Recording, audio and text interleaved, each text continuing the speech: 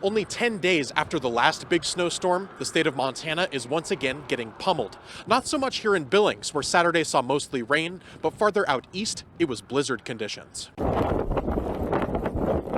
Here's what the scene looked like at Dana Williams' property on Highway 59 south of Broadus. Some of the drifts are probably 2.5 to 3 feet high, and other places the ground is kind of bare just from the blowing, I guess. But, you know, it was really wet underneath. I think we had over an inch of rain last night before it turned to snow, so it's going to be wet. Transportation officials in both Montana and Wyoming closed several roads on Saturday due to snow. Notably, Interstate 90 is closed from Hardin, Montana to Ranchester, Wyoming, and I-90 is also closed in Wyoming from Sheridan east to Sundance.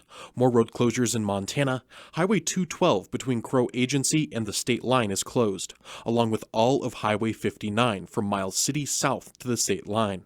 The Billings National Weather Service office took to Facebook Live this morning at 10 a.m. for an update on conditions. 300 feet makes all the difference in the world today in your elevation. Down low, you may even get some sunlight trying to melt the snow on the roads, but over those shorter passes, Government Hill, Lame Deer Divide, not a good scene. Baker's, the core of this thing, they're going to be under blizzard conditions again for still another 24 hours almost, and Broadus, similar conditions. There's no timeline yet on when the roads will be opened again, as the severe weather is expected to stick around into the evening. The good news is the moisture that the storm will bring with it.